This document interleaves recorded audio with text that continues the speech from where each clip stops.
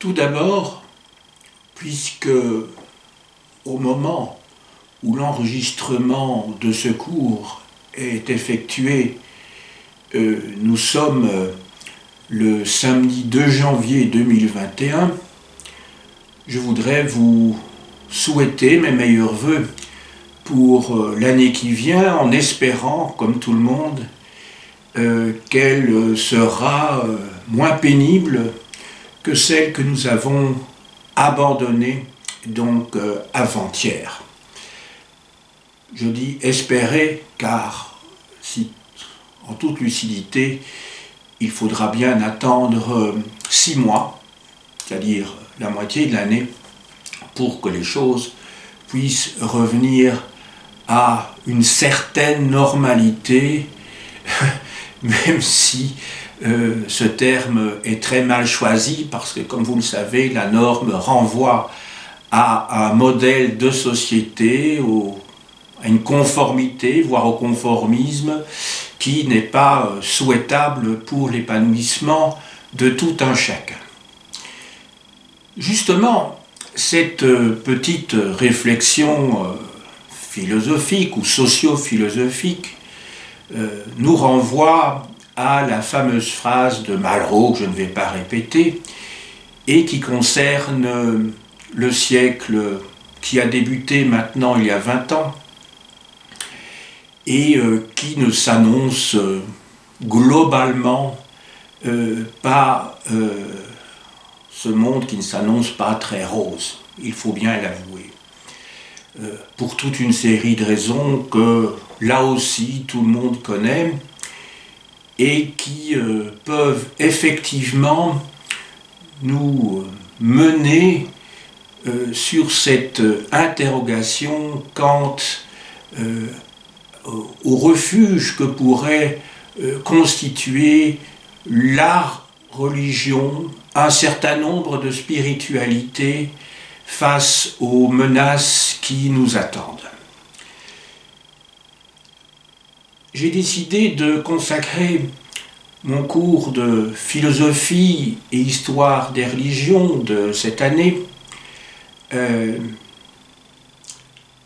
aux relations justement entre ces deux attitudes devant le réel et qui renvoient toutes d'une certaine manière à une primauté de l'esprit sur la matière, même s'il y a des philosophies matérialistes. Ce premier cours portera donc portera comme titre Philosophie et religion dans l'Empire romain, dans le monde romain du 1er au 3e siècle de notre ère.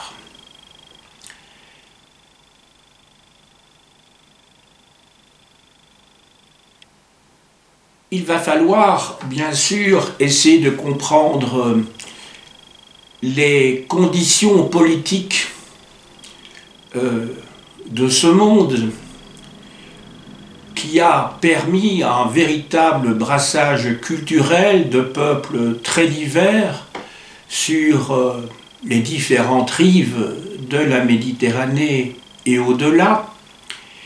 Mais il s'agira également de voir quelles sont les limites de ce même brassage culturel, en particulier sur le plan social. Mon exposé comprendra 2 parties. La première partie portera sur la culture gréco-latine et la seconde portera sur les religions, et plus particulièrement les religions nouvelles, qui apparaissent et se développent du 1er au 3e siècle avant le succès, voire le triomphe du christianisme au 4e siècle, qui est officialisé donc à l'extrême fin du 4e siècle par Théodose le Grand. Les philosophies, ou plutôt la philosophie classique tout d'abord, qui connaît un succès non négligeable au 1er, 2e siècle de notre ère, dans les pays hellénophones, donc dans les pays où le grec domine, c'est-à-dire comme langue véhiculaire, autrement dit dans la partie orientale du bassin de la Méditerranée, c'est-à-dire dans le monde grec au sens strict. Je parle de la Grèce, je parle des côtes anatoliennes, mais vous savez que les Grecs avaient essaimé, comment dirais-je, du 8e au 6e siècle avant notre ère, et qu'à l'époque hellénistique, le grec s'était imposé comme langue administrative, en tout cas, pour l'ensemble des pays qui se trouvaient à l'est de ce qui va devenir l'Empire romain. Je vais parler donc de la Grèce proprement dite, je fais référence aussi à l'Anatolie, au couloir syro-palestinien et à l'Égypte, bien sûr. Dans ces pays-là, il y a un regain de la sophistique, ce que l'on appelle aussi la seconde sophistique. Je vous rappelle ce que c'est que la sophistique. La première, c'est celle du 5e siècle avant notre ère, contre laquelle s'est battu en particulier Platon. Et cette sophistique, ou plus exactement les sophistes, étaient des professeurs qui faisaient payer leurs services aux plus offrants, aux garçons de bonne famille, si je puis dire, des aristocrates plutôt, mais pas seulement, qui se destinaient à devenir des hommes politiques, donc impliqués dans la gestion de leur cité, mais aussi ils diffusaient, ils procuraient des cours, ils prodiguaient plutôt des cours à de futurs avocats. Car effectivement, qu'il s'agisse de la politique ou du barreau, il s'agit de bien maîtriser le langage, la rhétorique, l'argumentation pour faire pièce à ses adversaires. Dans la partie maintenant occidentale, c'est-à-dire dans les pays où c'est le latin qui est la langue, la lingua franca, si je puis dire, qui est la langue administrative, qui est la langue des élites, même si beaucoup de ces élites, à Rome en particulier, étaient bilingues, ils connaissaient le grec également, donc il ne faudrait pas avoir une vision comme ça tranchée dans l'usage des langues dans l'Empire romain, certainement pas. Eh bien, dans cette partie-là de l'Empire romain domine le stoïcisme. Le stoïcisme fondé par Zénon de Citium, à cheval sur le 4e et le 3e siècle, donc vers 300 avant notre ère. Le stoïcisme qui enseigne qu'il faut réprimer ses passions pour ne pas contrevenir à l'ordre, à la cohérence du monde, car y contrevenir ne peut amener effectivement que des malheurs. Donc le bonheur nécessite un chemin, une voie difficile, une maîtrise de soi qui est nécessaire pour s'épanouir, autrement dit. Donc il ne faut pas avoir une vision du stoïcisme comme une sorte de pré-calvinisme ou de pré-jansénisme sinistre. Il s'agit ici, enfin quand je dis sinistre, entendons-nous bien, je veux dire austère, il s'agit ici d'une voie vers le bonheur sans qu'il y ait de crainte véritablement. Donc on peut dire qu'il s'agit d'une philosophie optimiste et non pas pessimiste comme le tout un chacun le pense souvent, à l'inverse justement de l'épicurisme qui, à bonne presse, je dirais, dans l'opinion publique, alors que l'épicurisme est une philosophie foncièrement pessimiste, justement. Donc il y a inversion de la perception et plutôt de la conception des fondateurs de ces courants philosophiques respectifs. Maintenant, il s'agit de comprendre comment ces courants philosophiques ont pu se diffuser. Il y a eu véritablement une fusion des deux cultures grecque et latine, donc on peut parler vraiment de culture gréco-latine.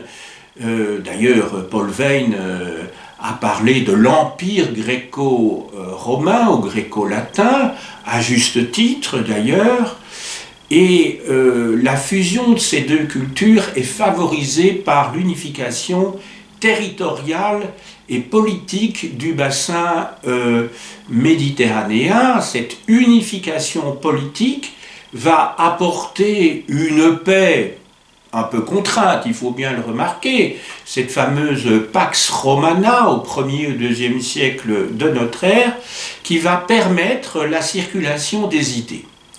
Circulation des idées parce qu'effectivement, les voies de communication sont sûres dorénavant, à part effectivement encore quelques actes de piraterie en Méditerranée, mais en tout cas les voies terrestres dans l'ensemble sont relativement sûres, ce qui permet à des philosophes itinérants de transmettre leur enseignement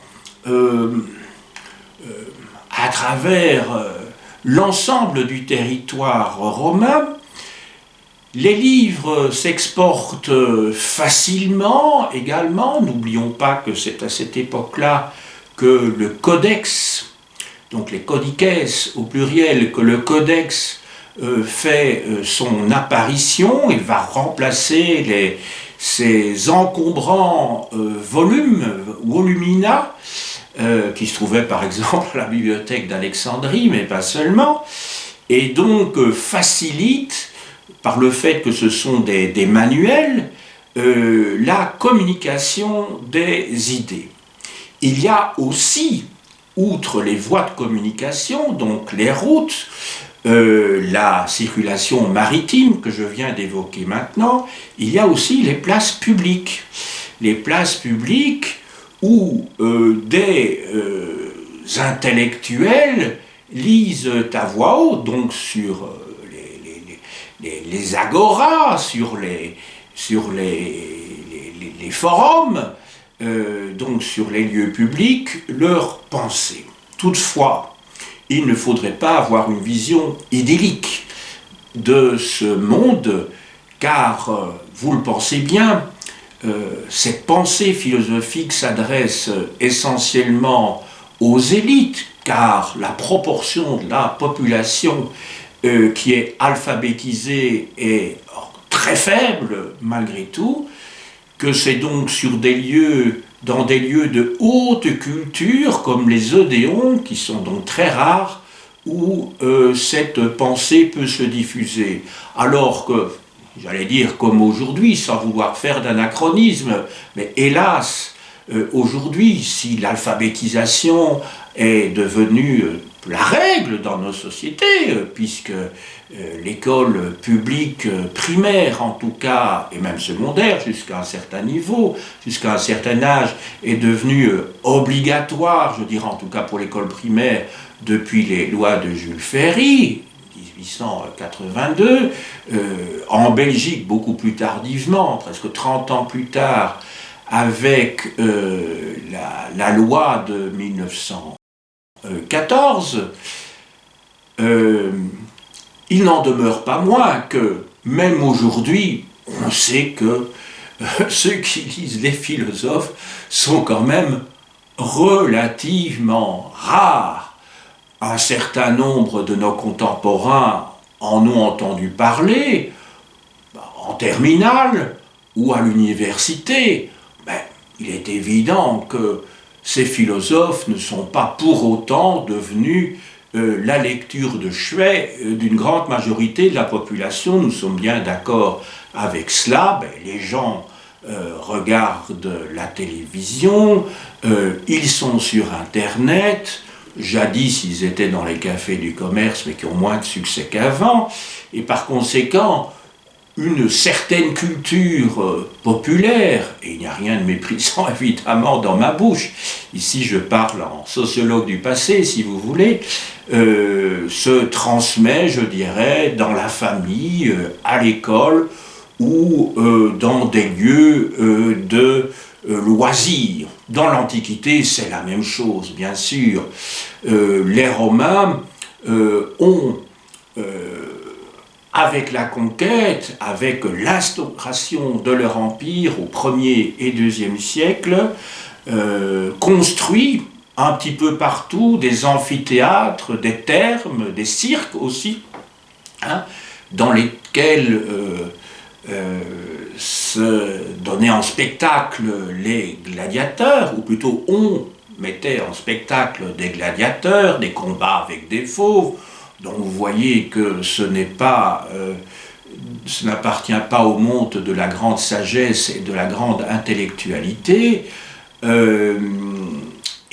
Par conséquent, je dirais, ça ressemble un petit peu, je dirais, à ce que nos contemporains attendent, pour beaucoup d'entre eux en tout cas, pendant la semaine, c'est-à-dire les matchs de football, de rugby, du dimanche. Par conséquent, on peut dire, et je résume donc mon propos, que la philosophie reste l'apanage d'un public extrêmement réservé sur le plan démographique, sur le plan statistique. Maintenant, comment les choses évoluent-elles au IIIe siècle? Alors au IIIe siècle, ce n'est plus tellement la sophistique, ce n'est plus tellement le stoïcisme, qui étaient les deux courants principaux, mais pas uniques, au 1er et 2e siècle, à l'époque de ce qu'on appelle le Haut-Empire. À l'époque qui commence à la fin du second siècle, du 2e siècle de notre ère, et au 3e siècle, c'est ce qu'on appelle donc le Bas-Empire, qui s'étend jusqu'à la fin de l'Empire romain, officiellement jusqu'en 476, eh bien on peut dire qu'au IIIe siècle, il y a deux autres courants qui dominent plutôt. C'est d'une part le courant sceptique, qui se développe un petit peu logiquement, pour des raisons à la fois intellectuelles, mais aussi politiques. Politique parce que le monde a été bouleversé à la fin du IIe siècle par des guerres civiles, le renversement d'une dynastie, après quelques années l'arrivée d'une nouvelle dynastie, les Sévères, qui cette fois vient d'Orient, clairement, puisque les Sévères sont originaires de Syrie et d'Afrique, si vous voulez, et à partir de ce moment-là, on commence à douter de beaucoup de choses, mais aussi parce que sur le plan philosophique, on avait connu un mouvement, un cycle similaire à l'époque grecque et à l'époque hellénistique, le doute face à cet empire qui n'apparaît pas aussi solide qu'on l'imagine, face à cela et face, je dirais, aux différentes philosophies qui ont circulé jusqu'à présent, il y a des intellectuels qui se posent des questions et qui se disent « oui, mais finalement, pourquoi choisir un courant philosophique plutôt qu'un autre? Toutes les philosophies se valent finalement. » Et c'est ainsi que on va voir des penseurs comme Sextus Empiricus, qui est un sceptique, Galien également, prendre la succession de Sénèque et de Marc Aurèle, le grand empereur romain du IIe siècle de notre ère, qui étaient des stoïques. Mais alors, pointe aussi un nouveau courant. Et ce nouveau courant, je dirais, annonce le Moyen-Âge et annonce la chrétienté. Ça paraîtra peut-être très bizarre, car il s'agit d'un courant païen. Je pense au néoplatonisme, initié à la cour de l'empereur Galien par Plotin. Plotin qui est un mystique qui va être le prédécesseur de l'augustinisme, c'est-à-dire de la fusion entre la philosophie grecque platonicienne et d'autre part la théologie chrétienne. Plotin émet l'idée qu'il y a plus qu'un concept qui est au centre de l'univers, c'est l'un, le principe d'unité. Et ce principe d'unité prépare en fait le monothéisme qui va s'imposer. Et on peut dire d'ailleurs que Plotin est sans doute plus, peut-être pas monothéiste, quoique certains chrétiens qui viendront par la suite. Sauf qu'évidemment, ce concept d'un, auquel l'on peut identifier à un concept de Dieu, si vous voulez, sauf que ce n'est pas un Dieu créateur, c'est un Dieu d'où découle l'univers, si vous voulez. Ce n'est pas la même chose, ce n'est pas un Dieu personnel en tout cas. Et dans le courant du IIIe siècle se développe donc un courant spiritualiste, se développe aussi un courant qui fait la part belle à la magie qui vient d'Égypte. Voilà donc pour la philosophie, pour les courants philosophiques. Mais il y a un deuxième pan dans ce cours, ce sont les religions. Alors, je vais là aussi diviser mon exposé, ou plutôt ce chapitre, en deux. Il va être tout d'abord question du succès des religions orientales avant d'aborder le syncrétisme solaire qui va conduire donc par déplacement, je dis bien, syncrétisme solaire et païen, par déplacement et tout à fait logiquement au monothéisme chrétien, à la victoire donc du christianisme au IVe siècle. Je commence donc par le succès des religions orientales qui est favorisé par la tolérance du pouvoir. Donc là, l'élément politique est important, sauf justement pour le judaïsme et le christianisme, parce que ces deux religions monothéistes refusent de rendre un culte à l'empereur. L'empereur reconnaît toutes les religions si, dans le cadre d'un deal, en revanche, son autorité est absolue et que rien ne peut, sur le plan religieux, ne la remettre en cause. Dès lors que vous ne pouvez pas rendre de culte à quiconque, sinon à votre divinité, ce qui est le cas des Juifs et des chrétiens, vous êtes évidemment mis au banc de l'Empire. Il va y avoir des persécutions importantes, dont ce n'est pas le lieu ici de faire le récit, de faire l'histoire. Voilà, de toute façon, vous connaissez ces persécutions, je pense à l'époque de Néron, de Marc Aurèle, de Dès aussi.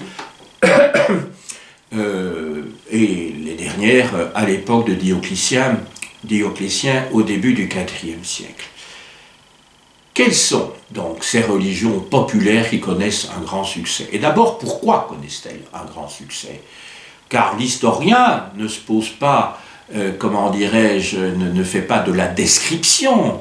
Le rôle de l'historien, comme je dirais, comme c'est l'objectif de tout scientifique, y compris donc dans le domaine des sciences humaines, est là pour essayer de comprendre.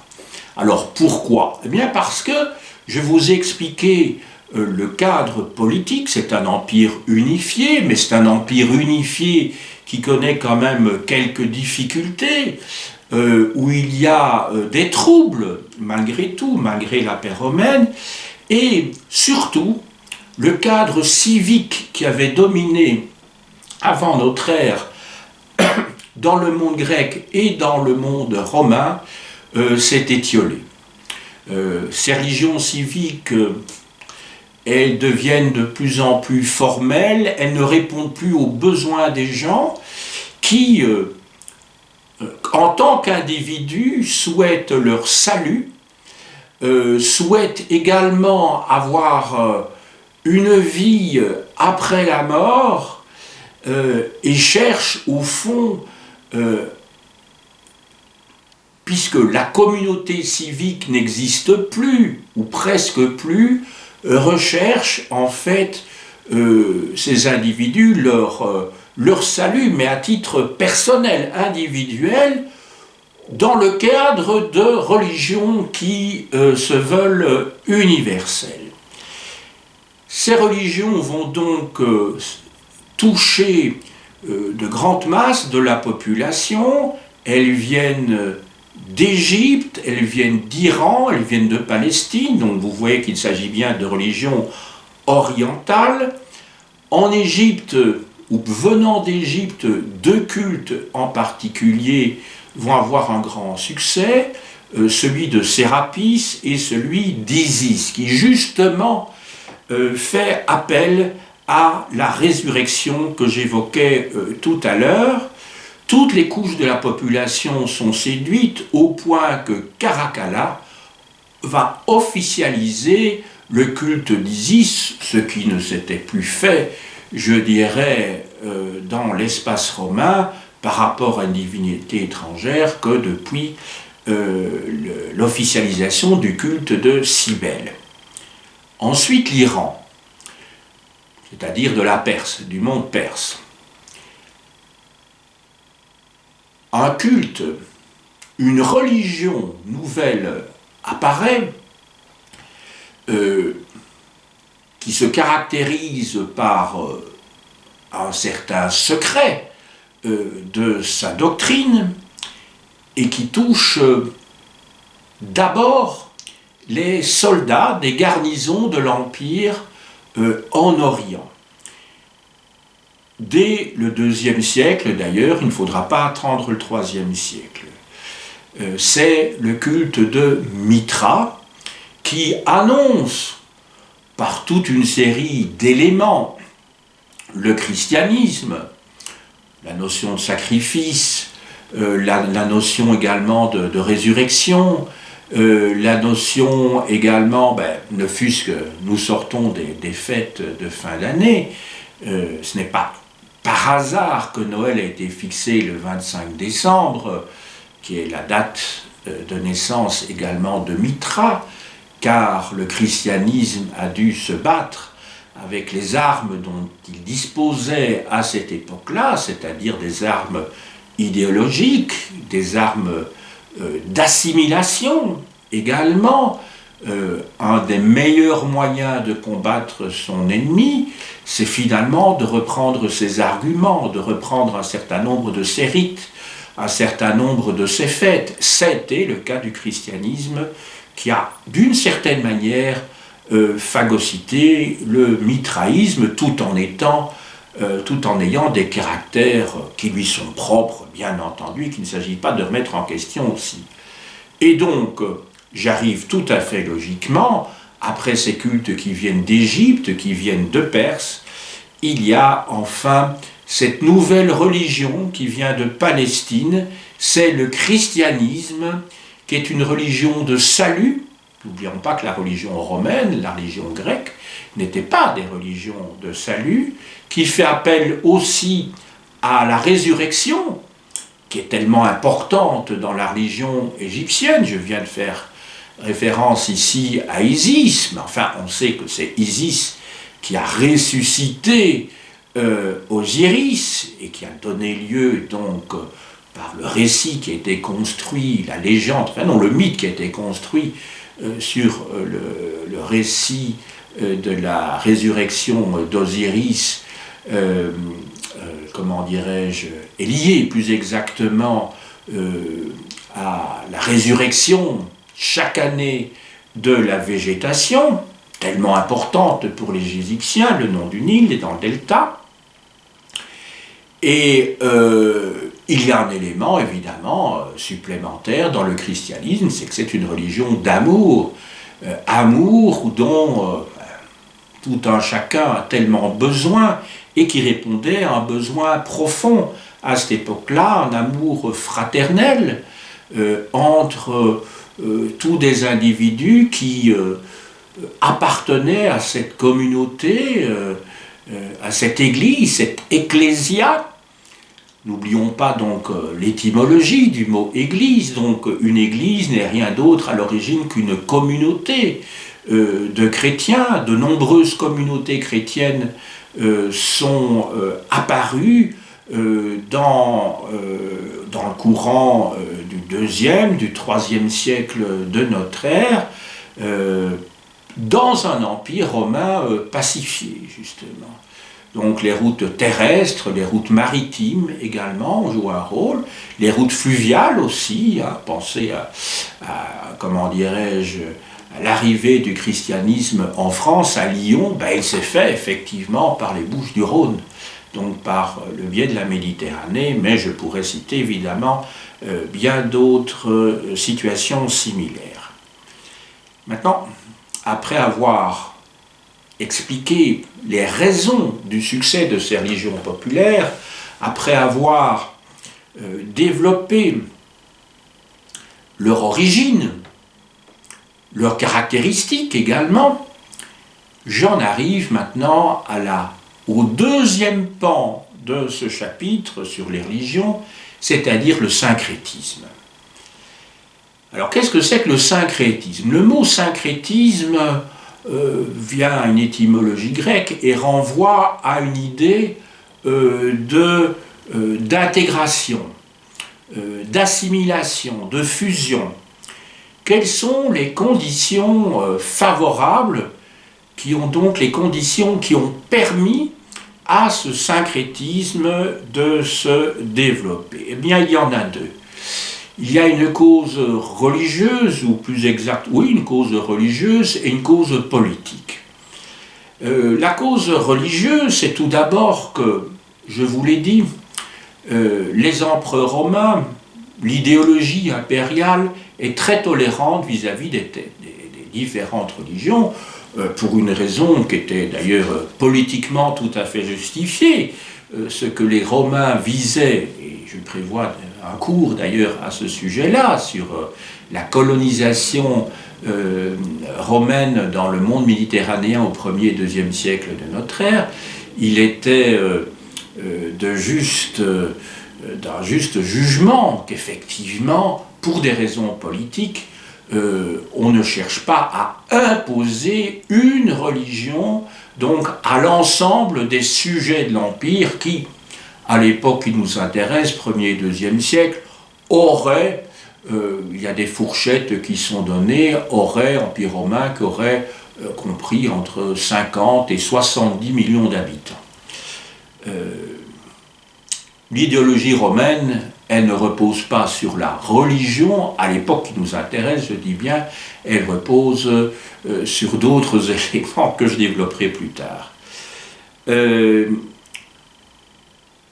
conditions donc qui sont favorables, c'est tout d'abord le fait qu'il y a assimilation sans aucune difficulté, c'est qu'il y a identification entre les dieux romains et les dieux étrangers à Rome, c'est-à-dire que lorsque les Romains conquièrent un territoire, bien, les différents dieux et déesses qu'ils rencontrent, ils les assimilent très rapidement, ils les identifient à des dieux ou à des déesses romains. C'était le cas pour les dieux grecs, les dieux et déesses grecs, mais ça va être le cas également même pour les dieux gaulois, quand ils vont arriver au moment de la conquête de la Gaule et par la suite, ils vont identifier toute une série de dieux et de déesses gaulois, donc à tel ou tel personnage, tel ou tel dieu romain. Je pense à Mercure, à Hermès, bon, qui trouvent aux yeux des Romains des pendants dans la mesure où Mercure est le dieu du commerce. Donc si l'on trouve un dieu qui a la même fonction chez les Gaulois, ben on l'identifie tout de suite. S'il y a un dieu du ciel, un dieu qui est plus puissant que les autres, on va l'assimiler à Jupiter, etc. Deuxième condition, c'est la condition politique.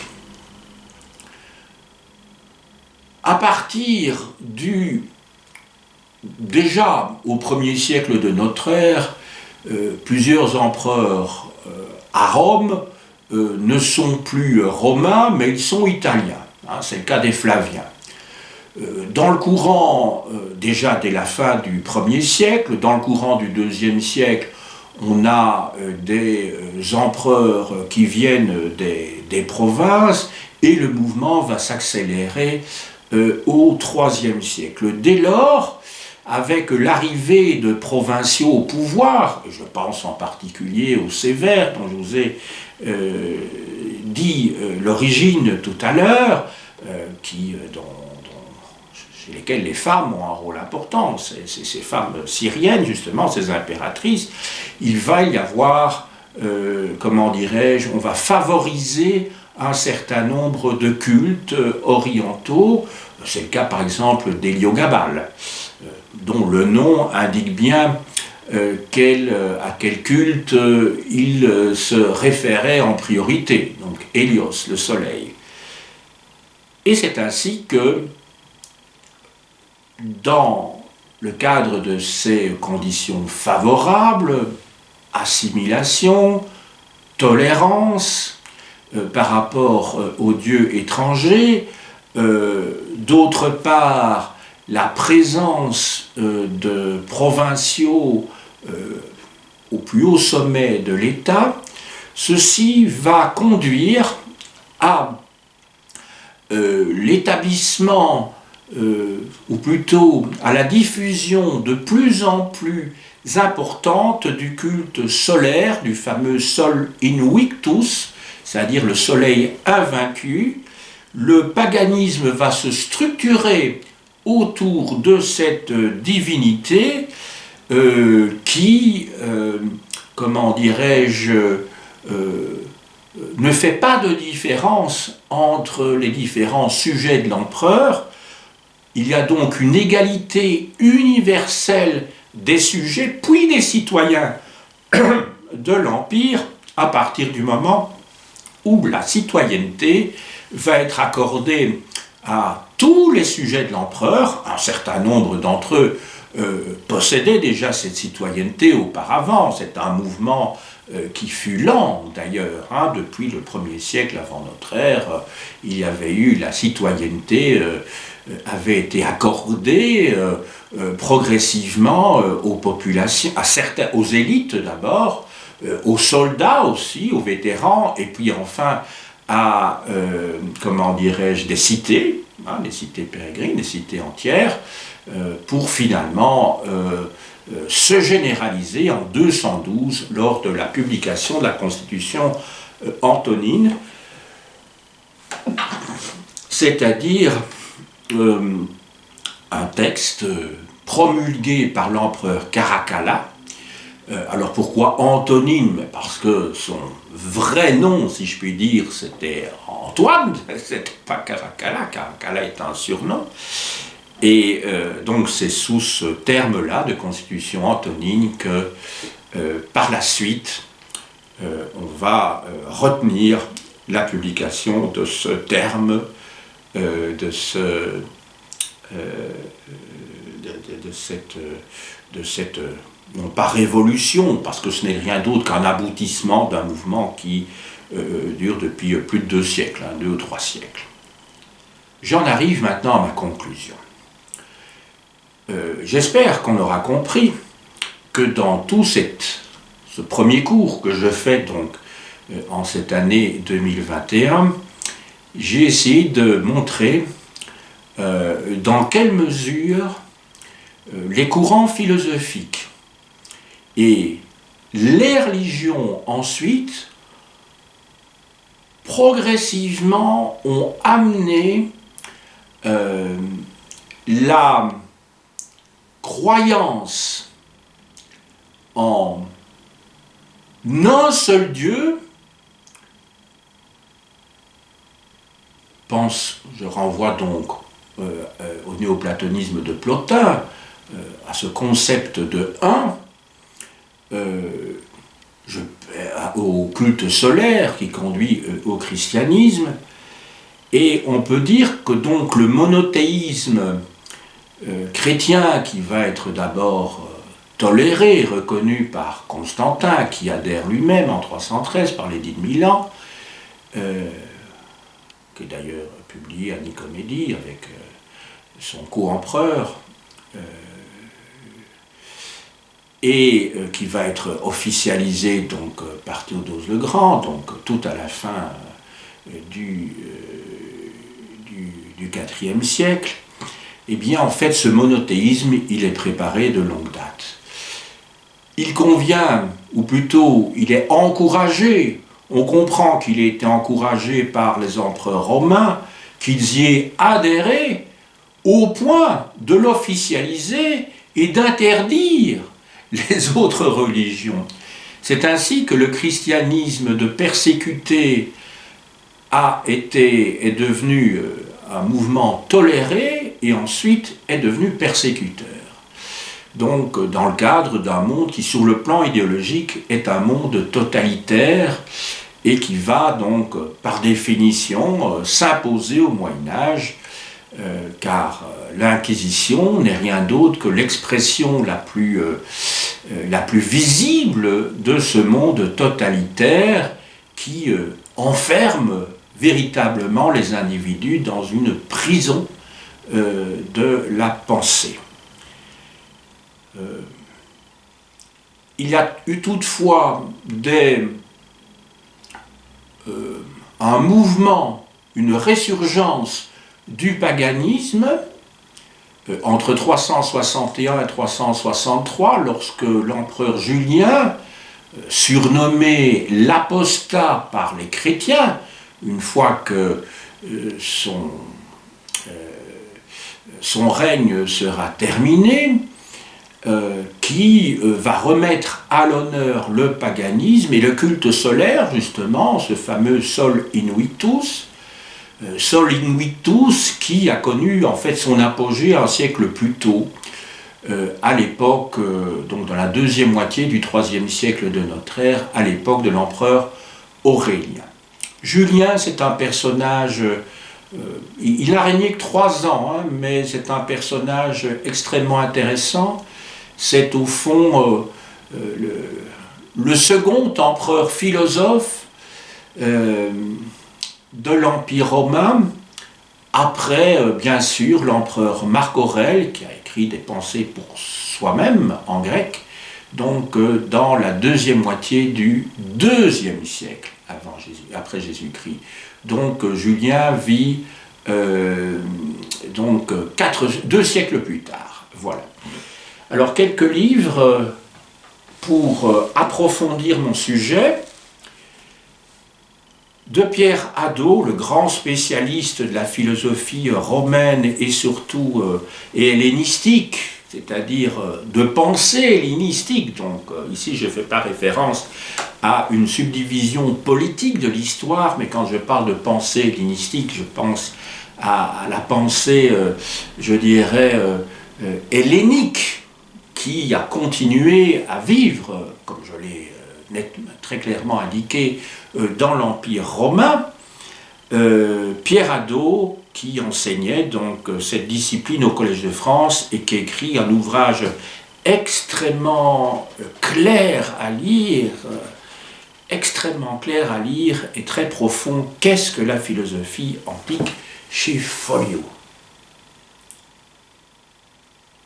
Et dans ce livre, il explique en fait que la philosophie antique n'est pas un système, mais en fait un exercice qui prépare à la sagesse.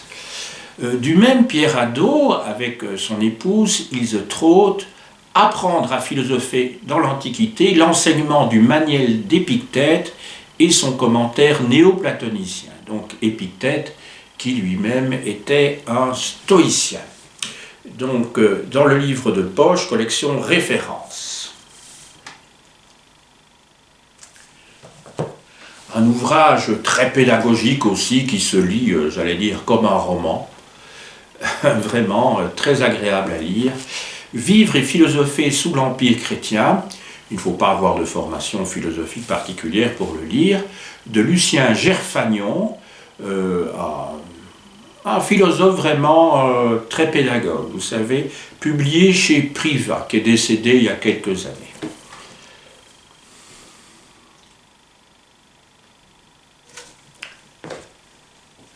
Du même auteur, alors c'est un ouvrage, je ne sais pas s'il est posthume, mais oui, il est posthume. Il s'intitule « À l'école des anciens », et vous voyez que le sous-titre confirme ce que je disais, le dernier livre de Lucien Gerfagnon, chez Perrin. Et par la même occasion, vous voyez sur la couverture le personnage dont je vous parle.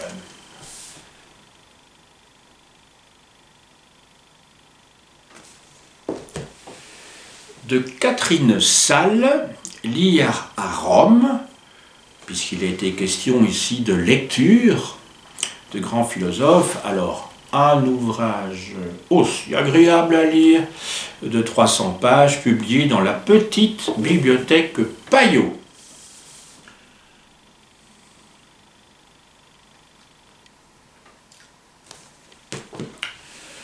Alors, sur les religions orientales dans l'Empire romain et sur la fin du paganisme, vous pouvez vous référer, entre autres, à l'histoire des religions publiée dans la Pléiade et rééditée en folio essai. Ici, je fais référence au 3e volume, c'est-à-dire le tome 2, première partie. Excellent ouvrage par d'éminents spécialistes. De Ramsay Macmullen, Le paganisme dans l'Empire romain, dans la collection Les chemins d'histoire aux presses universitaires de France. Grand romaniste, grand spécialiste de l'Empire romain. Alors, de Julien dit l'Apostat, dont je viens de vous parler, un pamphlet qu'il a écrit très dur contre le christianisme, qui s'intitule « Contre les Galiléens », c'est-à-dire, donc en grec, kata Galilaion, kata ton Galilaion. Alors ici, vous avez une petite édition qui, je crois, n'est pas complète, mais en tout cas, qui vous donne l'essentiel du texte, aux éditions 1001 Nuits, c'est numéro 575, et c'est un livre que vous pouvez vous procurer en ne sortant pas beaucoup d'argent, car je vois qu'il m'a coûté à l'époque 3,50 €. Voilà. Donc vraiment, vous n'allez pas vous ruiner avec ce livre.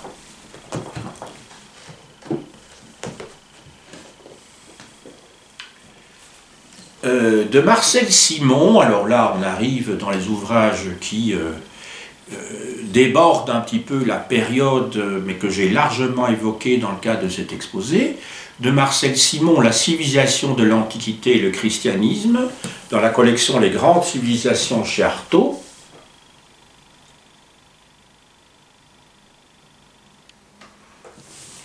Enfin, quand je vous dis ça déborde mon époque, pas du tout, en fait, hein, puisque ça part du christianisme depuis le 1er siècle, donc en plein dedans. Par contre, les 3 livres qui suivent, eux, débordent un petit peu ma période, partiellement. Hein. Alors, de Marie-Françoise Basselet, Comment les chrétiens sont devenus catholiques, 1er et 5e siècle, chez Talandier. Alors, vous allez avoir 3 ouvrages dont le titre est pratiquement semblable, mais avec des nuances. Donc ici, c'est Comment les chrétiens sont devenus catholiques. Alors l'ouvrage suivant du même auteur dans la collection Point Histoire, Comment notre monde est devenu chrétien. Voilà. Et alors de Paul Veyne, tenez-vous bien, Quand notre monde est devenu chrétien, 312-394, chez Albin Michel.